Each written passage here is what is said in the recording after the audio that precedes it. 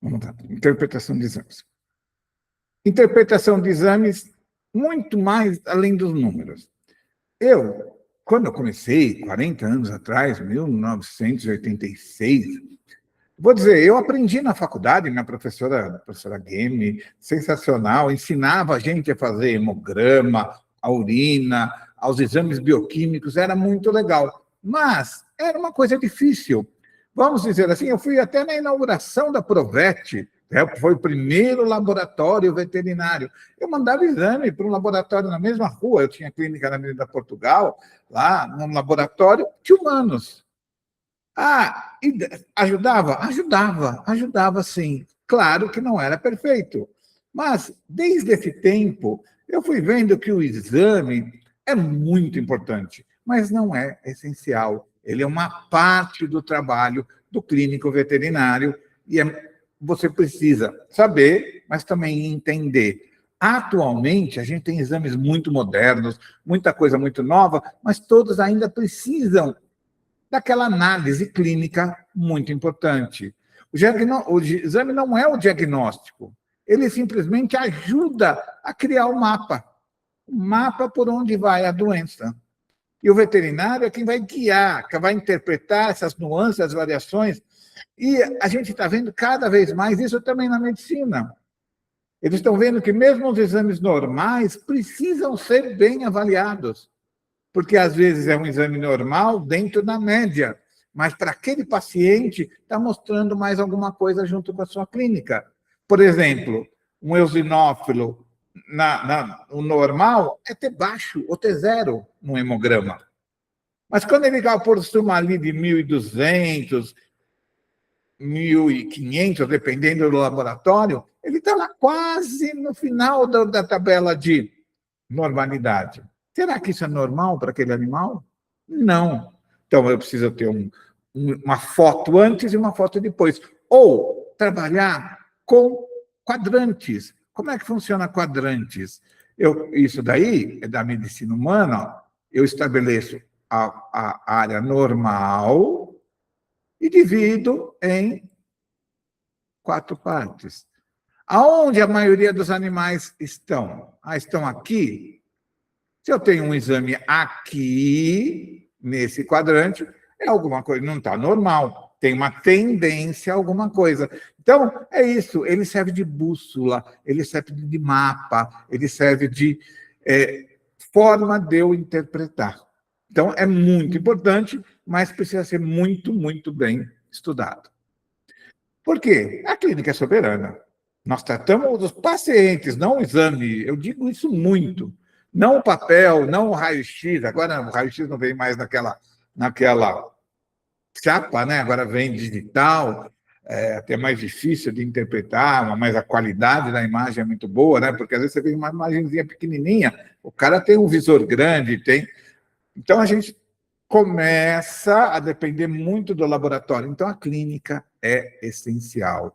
O exame é uma ferramenta, mas o diagnóstico real nasce da combinação da tecnologia e o olhar clínico. Então, usar os dois. Então, você ter um exame te ajuda, mas precisa ver se o paciente... E tem muito isso, tem pacientes aqui que chegam com os exames todos muito ruins. E aí você vai ver o animal clinicamente está bem. É claro que serve como guia de prevenção, guia para você saber o que vai acontecer e informar o tutor. E tudo começa com o hemograma. Então, no hemograma, a gente vê os glóbulos vermelhos, as hemácias, então vê a oxigenação, vê a nutrição do animal, e os glóbulos brancos, vê o sistema imunológico, o sistema de defesa. E tem outra muito importante, que não está nem escrita aqui, mas está aqui, ó, plaqueta. Plaqueta é essencial para ver a condição inflamatória do animal. Muito, muito, muito importante. Já tem vários estudos para isso. Então, o hemograma vai te dar a imunidade, vai te dar a hidratação pelas hemácias, vou mostrar como é que está a hidratação, como é que está a nutrição, e o estado inflamatório e imunológico que vão estar escondidos. Então, imunidade, inflamação e vitalidade são básicos para a gente ver o que um hemograma vai nos mostrar. Na série vermelha, é a vitalidade e oxigênio. Todas as produções de ATP é pela respiração, ou a maioria delas, é pela respiração aeróbica. A aeróbica precisa de oxigênio. Então, como está a quantidade de hemácias, vai me mostrar como está a quantidade de nutrição no corpo. E junto com as hemácias, ela mantém uma pressão oncótica dentro do sangue, que mantém o quê? A hidratação. Então, além de eu ter a capacidade de transportar o oxigênio para gerar energia vital, para gerar ATP, para gerar um processo metabólico eficiente, eu também tenho a hidratação, que eu trabalho principalmente DCM, HCM, CHCM. Tá? Eu trabalho também a qualidade dessas hemácias com esses fatores. E o pessoal ignora essas coisas, fala, não, a quantidade só. Mas eu tenho que ver se a anemia é normocítica, normocrômica, microcítica, hipocrômica, macrocítica, hipercrômica. Essa é bem rara, tá? Mais nos processos de câncer, né? de leucemias eritrocitárias. Mas também é importante. Outro dia, eu peguei um animal, olha, estava tudo bem, fez o exame, estava com 51 mil leucócitos. Opa, ele clinicamente não apresentando nada, mas isso aí é uma leucemia. Aí o cara não entendeu muito bem. Aí ele, não, agora que eu vi, foi depois de uma piometra. Aí é claro, aí está certinho. Aí a resposta é imunitária, né? Aumento de leucócitos, principalmente neutrófilos, por causa da piometra ou de uma leptospirose. Então, tudo vai te ajudar nesse diagnóstico, vai te ajudar nesse processo. A série branca é a defesa. Você tem a defesa geral, você está hiperexcitada, certo? Você tem a defesa contra vírus, contra bactérias, contra processos inflamatórios ou imunitários alérgicos ou contra protozoários, e tudo isso vai te guiar. Nós pegamos um animalzinho aqui com síndrome paraneoplásica, todos os baixos demais. Um outro que estava com monócitos no limite máximo. Será que ele não tem uma parasitose? Então, você vai ver, através do leucograma, as infecções, as batalhas contra as infecções, inflamações e estresse crônico. Também é outra coisa que eu pego muito. Olha, o linfócito está baixo. Processo viral. Mas o leucócito está alto. Hemograma de estresse. Isso muita gente esquece do hemograma de estresse, que é liberação de catecolamina, que libera no baço, nos reservas hematopoietéicas, sangue. Baixo linfócito, aumenta o leucócito. Então, você vai ter muita informação no hemograma. E aí você parte para os bioquímicos. Mas é simples. Inclusive, eu estou trabalhando, e vocês vão ver que isso tudo influencia na longevidade. Cada exame, tanto o hemograma como os bioquímicos comuns, e depois os bioquímicos mais específicos, os exames mais técnicos, vão te indicar o caminho e vão te mostrar quanto tempo o animal vai viver, ou pelo menos uma ideia de como ele vai viver, modular a longevidade. Então, a gente tem a LT para o fígado, né? A GGT no gato, a creatinina ainda continua sendo um exame importante. Mas agora tem o SDMA. Sim, o SDMA detecta precocemente. A creatinina, 75% de lesão no rim, 80%, 90%. O SDMA, 25%, 40%. Tá? Cada autor fala uma coisa. Vamos dizer 25%, 75% para ficar mais fácil. Mas o SDMA e a creatinina é alterada pelo metabolismo proteico, então sobe se tiver sarcopenia, pela injeção de proteína, o SDMA nem tanto. Mas já estão falando que o SDMA, às vezes, principalmente quando se envolve tratamento, não é tão bom. Então, melhor é a relação proteína-creatinina da ureia, que daí mostra realmente o que está saindo de creatinina. Então, mas ainda é muito importante a creatinina, a ureia, muito, muito importante. são todas que vão modular dois órgãos essenciais: o fígado, que desintoxica o organismo, e o rim, que modula a pressão, modula a quantidade de processos de produtos tóxicos no sangue. Então, é muito importante no metabolismo, desintoxicação, gerando um equilíbrio em tudo. Tá? Os valores de 7 a 56 LT, 0,6, claro que varia de laboratório a laboratório, mas se vê, 58, está alterado ou não?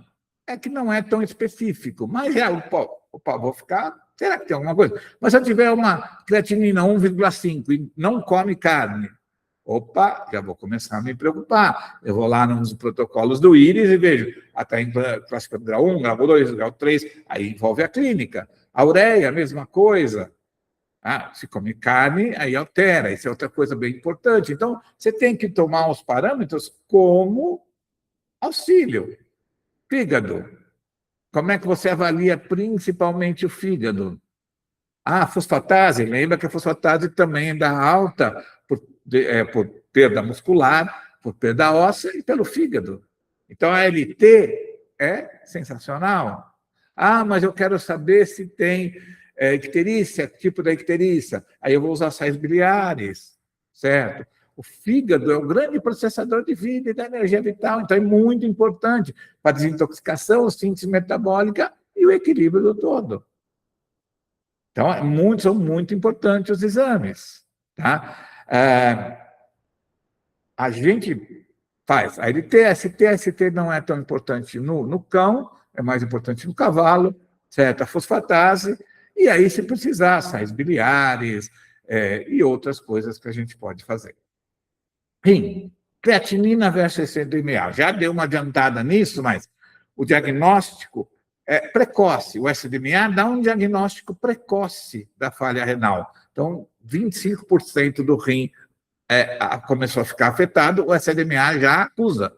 E ele não tem influência da perda muscular, ele não tem influência da sarcopenia nem da alimentação. Certo? Mas ele, com o tratamento prolongado, às vezes se altera. É isso que o pessoal está questionando agora. Mas eu ainda faço os dois, creatinina e SDMA, porque os dois vão me mapear. E, para mim, o SDMA é muito mais importante, em especial na avaliação de longevidade, certo? Então, protege e identifica bem cedo, diagnóstico precoce com SDMA, tá? Urinálise é outra coisa que o pessoal esquece e é sensacional. Ela te ajuda a determinar a desidratação pela densidade da urina, ela te ajuda a detectar perda de proteína, então seria doença renal, ela te ajuda a detectar diabetes pela glicose, ela te ajuda a detectar se a lesão é renal, nos túbulos, ou nos cilindros, ou no glomérulo, né? A presença de cilindros nos túbulos, ou se é de ureter, se é de bexiga, pela presença de células. Então, é um exame essencial. Se tem bactéria, se tem resposta inflamatória local, leucócito, se tem sangramento, hemácia. Então, é um exame essencial, que te fecha o diagnóstico de diabetes, te fecha o diagnóstico de problema renal. E agora, o que o pessoal está fazendo?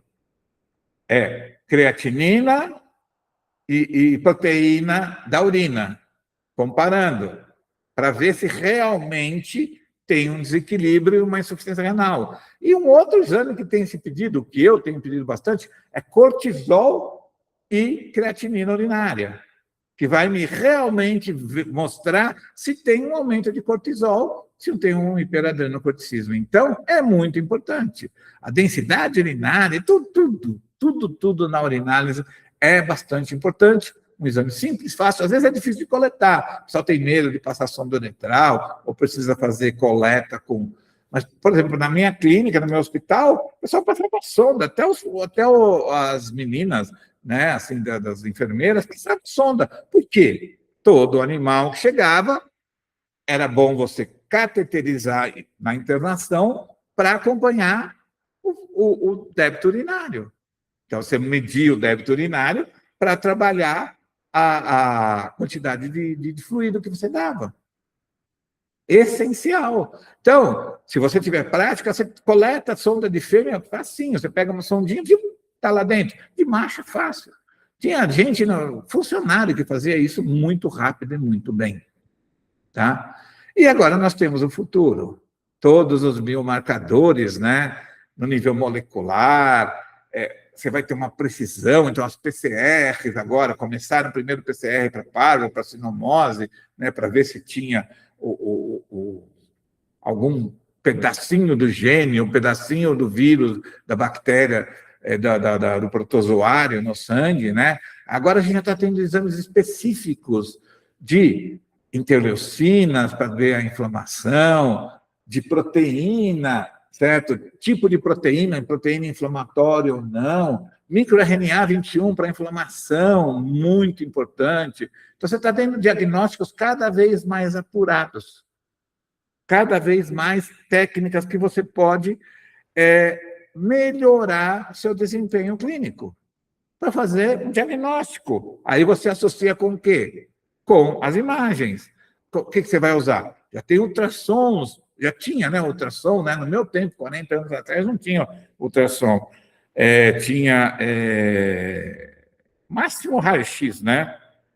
Aí, agora sim, já tem ultrassons específicos que a gente faz elastografia para ver a quantidade de fibrose do fígado. A gente tem Doppler, certo? A gente tem ressonância, a gente tem tomografia, né? Daí você vai cada vez mais melhorando e tratando, dando diagnósticos melhores. Corta um minutinho aí.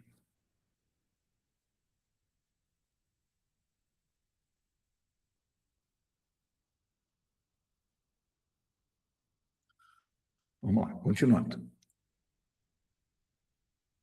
Aí, você tem todas essas informações, e o que acontece? O doutor vai procurar lá no Google, e o Google fala um monte de besteira. Ah, você não usa IA? Muitas vezes eu converso com a IA do clínico e vejo as sugestões, porque eles têm muito acesso. Por exemplo, eu falo, ó, eu tenho essa suspeita, essa, qual que é mais provável? Me mostra a literatura.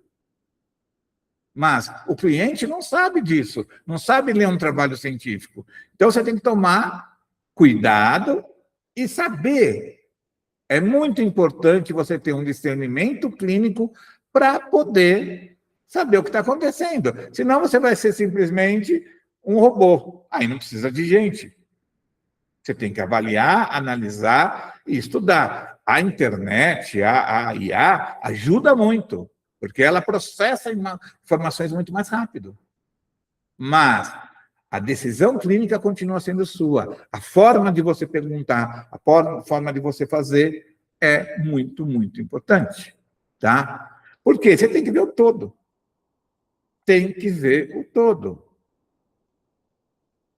Porque aí que entra a visão da medicina chinesa, que olha o todo, aí que entra a visão das outras terapias complementares, que olham o todo, vão olhar os quadrantes, agora já está tendo dentro da medicina esse movimento. Eu tenho que olhar não só o valor fixo, está normal ou não, mas como é que está normal isso? Como é que está a interpretação na clínica? Você tem que olhar a biofísica e a harmonia energética. De repente, aquele animal está com 1,6 de creatinina, mas é normal dele. Porque lembrar que os resultados dos exames, a média, você vai ter que ver a clínica do animal. E aí você usa as outras coisas. Logo, logo, a gente vai ter condições de fazer isso mais evoluidamente. Outra coisa muito importante, além de olhar o todo, nos próprios exames, você fazer exames seriados e fazer um acompanhamento que vai mostrar a tendência. Uma, se o seu tratamento está bom ou se o seu tratamento não está tendo resultado. A evolução real é a cura. Aí você vai evoluindo, os índices estão baixando da creatinina, do SDMA. A anemia, as hemácias estão aumentando, sinal que você está vendo essa evolução e a resposta terapêutica para curar de verdade. Tá? Sempre clínica. A clínica é soberana. Às vezes você acha animais que não tem nada nos exames, mas a clínica deles está full. Você ainda não tem um exame que mostra isso. Então você tem o exame que é a sua experiência, olhar o animal. Quando a hora de dar o remédio, de fazer uma coisa mais forte, e ou não, deixar o animal ir. Isso é a base de cuidados paliativos. Então, quanto mais tempo eu olho para o animal e vejo o que está acontecendo com ele. Mas agora, qual que é a minha preocupação? Eu tenho 40 anos de formado. Já vi quantos animais? 100 mil, 150 mil animais? Muito, muito mesmo. Eu cheguei a atender 20, 30 por dia. Agora atendo aí 3, 4. Mas em 40 anos, veja, se eu atender 10 por dia em 40 anos, vamos botar 300 dias por ano, são 12 mil dias. 12 mil dias, 10, dá 120 mil animais. Tem muito mais que isso, com certeza. Muito mais que isso, com certeza. Tá? Mas eu sei agora que eu também posso passar isso. Como é que eu passo isso? Com tabelas, com gráficos, com planilhas. Isso é muito importante. Dá para você juntar as duas coisas. A revolução da informática, da IA, da análise dos wearables, tudo vai te dando isso. Você vai olhando, o importante é você saber olhar o animal e saber interpretar os números. Esse é o grande segredo. Devagarzinho, todos vão chegar lá. Você vai ter que ter o raciocínio clínico. Você vai ter que gerenciar a complexidade biológica. Vai saber o caminho aqui direitinho. Decidir a precisão do que você vai fazer. Tem casos, e a maioria das vezes, e como especialista, cada vez mais, você vai pegando um caso complicado. Teve um agora, que eu falei, poxa, o animal, o tumor estava diminuindo, mas ele começou a parar de comer síndrome paraneoplásica. Você quer coisa mais difícil que dar diagnóstico de síndrome paraneoplásica? É um tumor que fica entre a bexiga e a adrenal, que fabrica catecolamina. Então, ele deve estar com nível de catecolamina lá em cima. Ah, mas vou usar catecolamina? Posso, mas demora 15 dias, é um exame caro. Então, o que eu tenho que fazer? Tenho que fazer outras coisas para ver o estresse. E aí? Você tem que ter raciocínio clínico. Você tem os exames todos, que até estão normais os exames desse animal, mas clinicamente ele está caindo. Então, você tem que juntar tudo isso. Tem que juntar tudo isso. Tá? E, além de toda a clínica, você tem que ter as habilidades. Eu vou usar remédio, aqui, as terapias integrativas são essenciais, que vão te ajudando nesse processo. A acupuntura modula todo o DNA, a fitoterapia te dá os componentes que tem nos remédios de forma mais pura, sem tanta química, sem efeitos colaterais tão grandes. E aí você vai vendo que o efeito delas, até para provar que funcionam, certas PCR, proteína C reativa, interleucina, vários exames, eu consigo modular, por exemplo, com o Crataegus e a cúrcuma, o açafrão, né? E o Crataegus. Eu melhoro diabetes, eu melhoro a inflamação.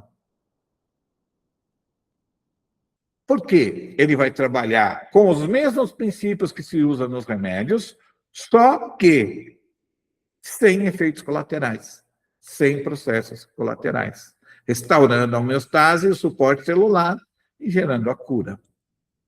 Nutrição é básico. Não adianta eu só dar um remédio e tirar um sintoma. Eu tenho que corrigir o metabolismo com matéria-prima de qualidade. Então, uma alimentação natural é essencial. A gente já vê que, por exemplo, a presença de N-butirato no intestino, ele melhora toda a digestão, melhora a microbiota, melhora a absorção, diminui a uremia. Então, você tem que usar alimentação natural, sendo que as rações têm fazem o contrário, aumentam outros componentes que não deixam absorver até proteínas, tem na alimentação, mas não absorve. Então, você tem que preocupar muito com a alimentação. Justa dieta com base nos números laboratoriais para promover a homeostase e a cura. Você tem os exames e a dieta, e você vai vendo como vai respondendo. É a primeira linha de tratamento sempre. Isso na medicina chinesa é assim. E, atualmente, cada vez mais as pessoas estão vendo que mudar a alimentação dá toda a diferença no animal. Só que feita corretamente, com precisão, para cada indivíduo, personalizado, dando resultado, você vendo que resulta, e transforma. Então, você precisa mudar um pouco o conceito, tanto que as ações estão mudando, estão ficando cada vez mais naturais, mas ainda usam processos industriais que não permitem a absorção correta dos nutrientes pela modulação da microbiota. Tá? E você tendo tudo isso, você tem que chegar no tutor e explicar, entender. E a experiência te faz entender o tutor. Tem tutores que você fala e não escuta nada. Mas você tem que arrumar um jeito dele entender. Aí você escreve, você desenha. Por quê? Você tem que passar segurança, clareza, para que, em conjunto, se decida o futuro do animal. Isso é a medicina veterinária no geral, que alguns falam, olha, isso é medicina paliativa. Não, isso é medicina veterinária. Se você pega um animal e põe medo no tutor, você tem que internar, senão ele vai morrer, isso não é medicina veterinária. A medicina veterinária é fazer o diagnóstico, fazer o tutor entender e trabalhar em conjunto. Não é só na medicina paliativa, é em todos os processos. Por quê? Se deu certo, beleza. Se deu algum probleminha, ele vai levar no outro, vai falar mal de você, o animal vai sofrer, o animal vai ter problemas de dor, e aí não funciona direito. Certo? Para quê? Porque o animal vive bem, bastante tempo, tranquilo. Cada vez mais a gente está vendo que os check-ups regulares aumentam a vida. Você vai vendo, vai acompanhando. Já está tendo scores onde você pode se basear para ver quanto cada exame alterado pesa em toda a longevidade e criar um índice de longevidade. É isso que eu tenho trabalhado. Com certeza, já é possível fazer isso. Eu tenho feito isso. Esse é o futuro da veterinária. Você usar a sua visão clínica, usar os exames para, junto com a informação que você coleta, gerar mais tempo de vida, mais qualidade de vida. Então, o veterinário vai ser aquele que olha, mas aquele que também entende os números, unindo a frieza dos números ao calor do cuidado. A interpretação dos exames tem que ser com cuidado, com ciência, com tecnologia. E aí entra a IA, é sensacional para isso, porque ela analisa os dados muito rápido, mas você tem que saber, primeiro, se a IA está correta e se aquilo que você tem vale a pena de ser usado. Então, sintetizando tudo, usar a ciência a serviço da vida. Usar os exames, são ferramentas. O exame clínico, a autoridade clínica é essencial e equilibrando os dois, junto com a tecnologia moderna, você vai conseguir um animal mais saudável, vivendo mais e, o principal, com qualidade de vida para ele e para o tutor. Algumas referências aqui para vocês pesquisarem, mas tem muita coisa nova, mas é muita coisa a partir de 2021 que tem principalmente relacionado com longevidade. PubMed é o lugar que eu mais gosto de pesquisar. Muito obrigado.